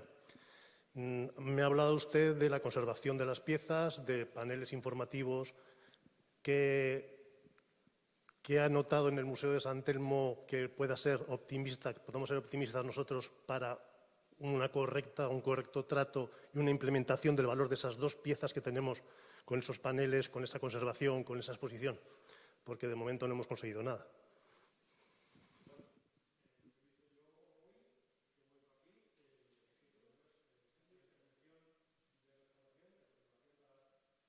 Perdón. Se ha hecho una labor de restauración, de conservación para los cañones, que está muy bien, los han dejado magníficamente. Lo único que, efectivamente, hay dos piezas que destacan sobre el resto, que es la Rosita y la otra Sacre, o más bien culebrina, fundida en Sicilia, en 1576, si no recuerdo más. Viene el escudo del águila siciliana y las iniciales del Estado siciliano, digámoslo así, en latín. Y son las dos piezas más importantes que pienso que deberían estar quizás al interior, porque si bien el bronce no se ve afectado en exceso con las inclemencias del tiempo, lo único que genera es más pátina, que es pátina protectora, no es pátina dañina, por lo tanto no le afecta el tiempo ni la humedad. Sin embargo, a las cureñas sí, y veo que se ha invertido mucho dinero en el tema de las cureñas y a la larga se van a... o las restauran otra vez o se van a perder. Y con los cañones de hierro fundido, que digamos, pobres, no tienen tanta importancia como el resto, pero es un material más endeble, digámoslo así, se fractura antes, vuelve sí o sí a su estado mineral anterior, la tendencia es irreversible. Esos habría que protegerlos porque por mucha conservación que se haga y mucha restauración es imposible del todo. Punto. Nunca va a sobrevivir un cañón de hierro fundido. Y hay una buena colección. Y, por ejemplo, los que se han sacado fuera, que están recién restaurados, si no se encuentra sitio dentro, podían meterlos en Gordalayu, que es el depósito de la Diputación o del Ayuntamiento, no lo sé, y tiene un magnífico almacén, porque ahora son todos carronadas, me parece, inglesas, pero dentro de 100 años pueden ser muy importantes. Y nosotros no estaremos aquí, pero los cañones, pues seguramente sí, si no hay un desastre mayor. Entonces hay que conservar para el futuro también. Y está bien invertir, pero ya digo que el hierro fundido nunca va a volver bajo ningún concepto ni siquiera va a tener un estado estable. Y las dos piezas que ha señalado convendría mimarlas porque son dos piezas de categoría. O sea, si fuese un cuadro o una escultura, habrían hecho de todo, claro. Pero repito que los cañones de artillería se han dejado un poco abandonados porque hay poca comunicación. Pero hay que darla a conocer. Y una vez que se conoce y se sabe lo que tiene entre manos, ya solo es cuestión de voluntad, normalmente política, que es quien maneja los presupuestos, como siempre. Pero son dos piezas muy buenas. Buenas tardes, soy la directora del museo. Y, a ver, me gustaría decir que había una imagen ahí de la Rosita en el año 2007. Desde el año 2007, año tras año, el ayuntamiento, dotándole al Museo San Telmo de presupuesto, ha invertido todos los años muchísimo dinero en ir restaurando piezas que estaban realmente destrozadas, perdidas y tiradas por el monte. Toda esta tarea no se puede hacer a la vez. Lo primero que hicimos fue retirar los cañones, recoger muchos de ellos. Las cureñas estaban prácticamente todas perdidas y se ha ido haciendo un trabajo de restauración de estas piezas anualmente. Año tras año. Es verdad que este año han estado expuestas durante todo el invierno, pues me parece que Ana se acordará mejor, no sé si 10, 11 o 12 piezas que se habían restaurado en los últimos años, han estado en San Telmo y ahora se han subido a la plataforma superior del castillo. A la vez, desde el año 2007 se mantiene un programa de conservación y restauración de cañones. Todos los años se revisan todos los cañones y además se limpian, se hace tratamiento, etcétera. Además, todos los años tenemos que invertir en recuperar el vandalismo que hay sobre los cañones que están en Urgul. Repetidas veces sobre los que están en la batería de las Damas. Y bueno, eso nos supone un esfuerzo económico extraordinario. En el museo somos las primeras que nos hemos planteado qué hacíamos con esos cañones que vamos restaurando y recuperando.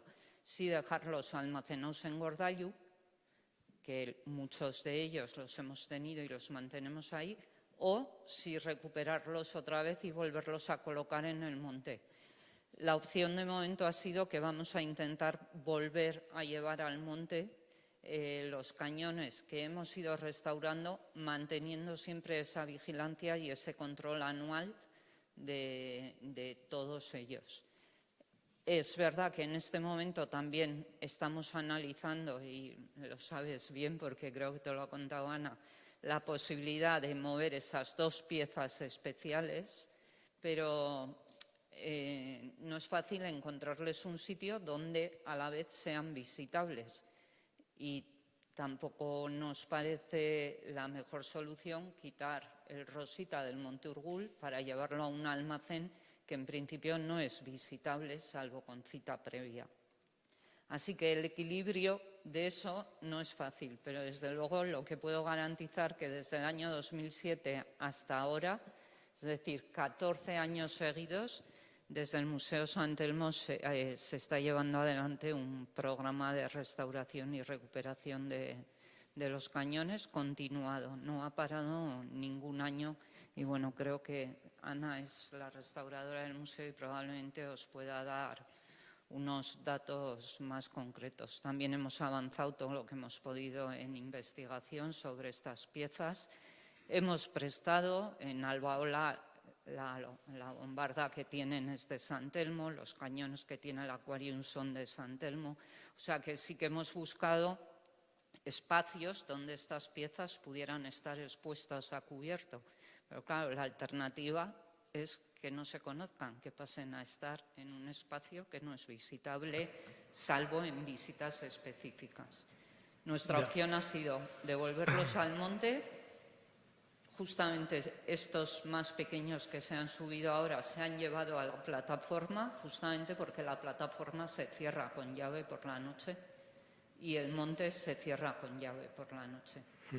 Entonces, hemos intentado buscar el equilibrio entre la conservación y la exhibición de los mismos. No. Es verdad que nos falta un trabajo por hacer con Pasaia a raíz justamente de esta investigación de Engelen, de ver si podemos encontrar una conexión, que seguramente intentaremos hacerla con Albaola, que es más fácil que poner un cartel, porque no sé si te has paseado por Urgul, pero los carteles de Urgul los renovamos todos los años y al día siguiente de renovarlos están todos pintados, con lo cual insisto que el tema del vandalismo en esta ciudad en elementos de patrimonio es bastante grave y estamos intentando por todos los medios poner pocos carteles, porque cartel que ponemos, cartel que no tardamos ni en una semana en tenerlo todo emborronado.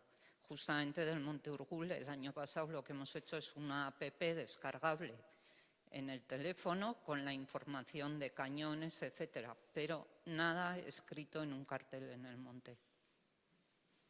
Una apreciación solo que quizá me haya expresado mal. Yo no me refería a meter en Gordalayu a la Rosita y el otro siciliano. Esos dos no, me refería a los otros. La Rosita en ningún caso debería ir a un almacén, debería ir a una sala expositiva donde se decidiera que el público tenga acceso a la historia y a saber qué cañón es ese, o arriba en la batería o aquí abajo. Pero quizá me haya expresado mal, no en el almacén.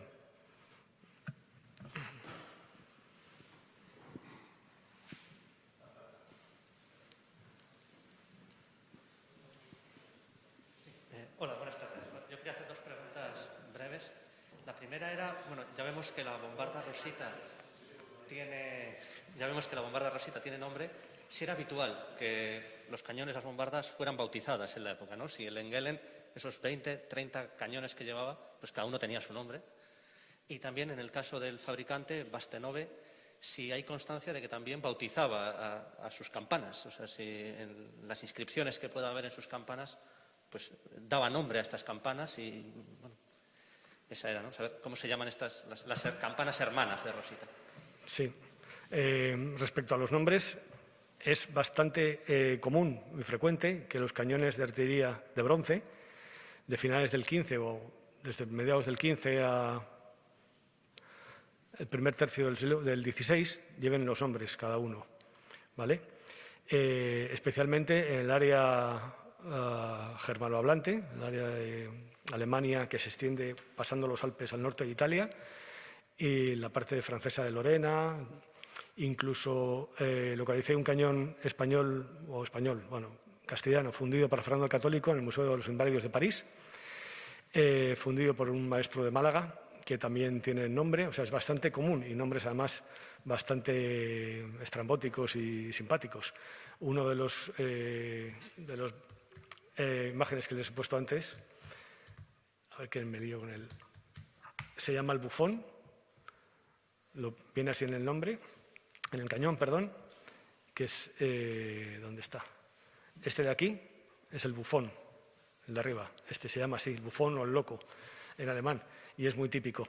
Y Hans Bastenone no hacía más que seguir la corriente imperante en ese momento, que es llamar a los nombres, a los cañones con un nombre determinado. Normalmente en femenino, la Bella Caterina o la Vieja Gelda o cosas así. La serpiente o me llaman el dragón, muy típico.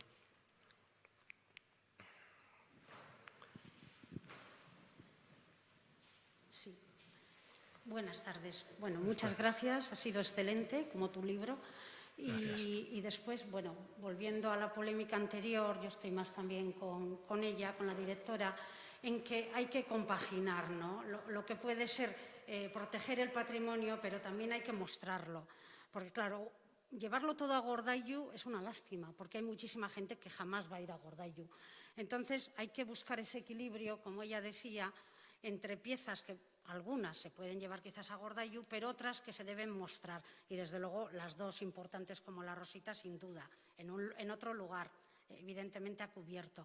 Y de las otras, respecto a las otras, vamos a decir, más vulgares, las de hierro, estas que se acaban de restaurar, al menos algunas sufriendo, porque pueden deteriorarse, pero algunas arriba están bien en el castillo, porque es que al fin y al cabo era un castillo y su función estaban allí, quiero decir, in situ, ¿no? Entonces, claro, quitarles esa contextualización no me parece que sea bueno, ¿no? Hay que buscar ese equilibrio, quizás no todas, pero sí algunas hay que dejarlas allí, porque además cuando va a la chiquillería, a los niños o las niñas, y les quieres explicar, pues el que haya ahí un cañón sirve muchísimo, ¿no? Para hacerte a la idea de lo que supuso eso, que no es la ciudad actual, que fue una ciudad militar, ¿no? Con un castillo. Bueno, eso creo que es muy importante. Y después, respecto a la ubicación del Enguelen, creo que dices, ¿no? Bueno, yo he leído el libro, parte, vamos, pero creo que dices que se recuperó, que lo recuperaron los Mancisidor, ¿no? Y con el tema del Jatamendi, es decir, de la desintegración, del desguace del Jatamendi, ¿sí? ¿En ese momento? La Rosita. Sí. No he encontrado la prueba documental que diga que lo sacaron al desguazar el Jatamendi. Ya. ¿Vale? Eso no lo he encontrado. Ya. Pero dadas las fechas que hay y dadas que trabajaron en el Jatamendi en ese momento, Ya. es bastante posible que saliese de ese cañón. Si no es, perdón, de ese barco. Si no es al desguazar el Jatamendi, tuvo que haber caído en una serie de accidentes que hubo cuando estaban rescatando la artillería del Enguelen, que dicen, en un caso, que uno de los cañones se cayó de la barca de la batelera y se hundió. Quizá fuese la Rosita, no lo sabemos, quizá hubo más casos. Y es posible que en lo que es la parte de abajo del pecio quedasen más cañones sumergidos que no pudiesen llegar los buceadores o no los encontrasen directamente, que no los viesen o que no tuviesen acceso. Dijeron, mira, no podemos bajar más, y ahí se quedan. Lo que pasa es que el puerto de Pasajes ha sufrido muchos dragados, ha arrastrado el fondo muchas veces para limpiarlo y es posible que la bombarda se hubiese movido del sitio original. Pero ahí estamos, no lo sabemos. Pero sería importante, por ejemplo, si las autoridades políticas lo considerasen importante y un día hubiese presupuesto, que se hiciese una prospección y que alguien intentase averiguar si queda algún resto, aunque sea difícil, aunque sea una astilla, pero... Es que, claro, el Jatamendi estaba, ya sabes, empotrado en la pero zona no hablo del del castillo de Santa Isabel. Sí, sí. Entonces, claro, donde has dicho que podía haber estado hundido, Sí. era mucho más hacia el interior. Sí, lo sé, del pero no puerto. sabemos... Entonces hay bastante distancia ahí. Sí, pero no sabemos si se cayó a una de las bateleras que transportaban los cañones o alguien más, alguien que trabajó con los Mancisidor o a los propios Mancisidor, pero lo que me he referido, he pretendido explicar es que en el archivo suyo de las notas del padre, de Mancisidor, no hay nada que diga expresamente que recuperaron la Rosita. Y la nota de prensa, algunas contemporáneas, citan que se ha encontrado un cañón, la Rosita, tal y cual, pero nadie dice en ningún momento, por lo menos los periódicos que he manejado, no dan cuentas del hallazgo tampoco. ¿Vale? Tenemos las entradas del museo de esos años, del 37-38, diciendo que una bombarda del siglo XV fue hallada. Tampoco dice dónde. Bueno, pues es uno de los misterios que quedan en la investigación, pero... Y respecto a hacer una prospección o un trabajo arqueológico subacuático, se podría hacer, pero es bastante poco probable los resultados, porque claro, es un puerto que ha sido dragado durante tantísimos años, que ha sido transformado tanto para abrir el canal, para limpiarlo continuamente, Sí, lo sé. que ese es el gran problema de Pasaya, ¿no? Que nos daría mucha información arqueológica, pero ha sido demasiado dragado. Lo sé, además es un puerto en uso y en tránsito constante, además de grandes buques, lo sé, Pero desde luego que si no se intenta algo, nada se sabe. O sea que, y aparte no hay que hacer una prospección en mitad de la ría, se podía empezar por algún punto cercano a las orillas, como he señalado. Ya se ha trabajado Por lo menos, y no se ha localizado nada, pero bueno. bueno, pues al Pasa- menos tenemos el pasaría muy libro grande. y la rosita, y ya está. Muy grande. Bueno.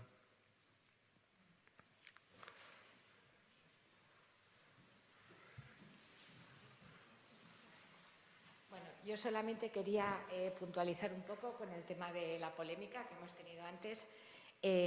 Nosotros un poco, también nuestra función como museo es no solamente conservar y restaurar, sino también el difundir y promover el conocimiento del patrimonio, tanto artístico como cultural, ¿no?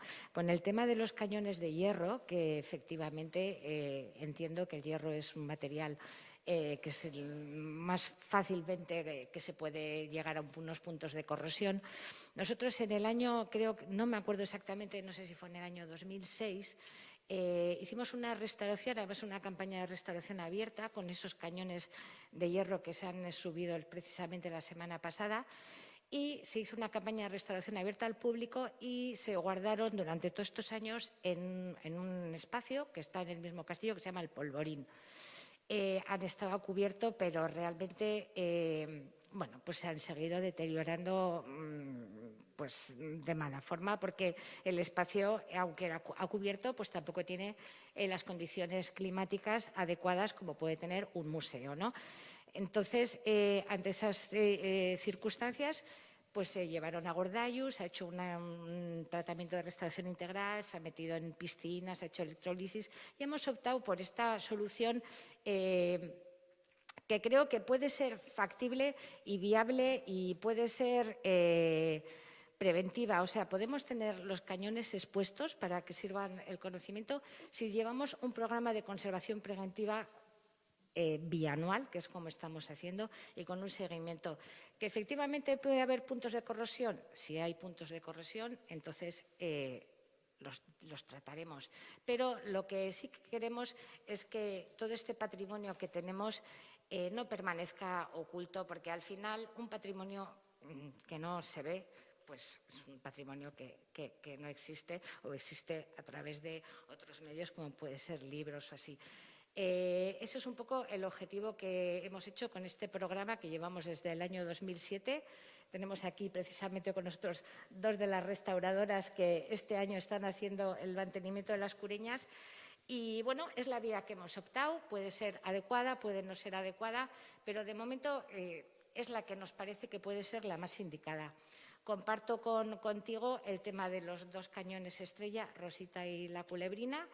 Y bueno, pues la directora ya sabe, estamos dándole vueltas. Este año hemos hecho hasta una reconstrucción en 3D pues para ver un poco cómo podemos encajar Rosita. No es fácil, es una solución complicada, pero bueno, estamos en el camino.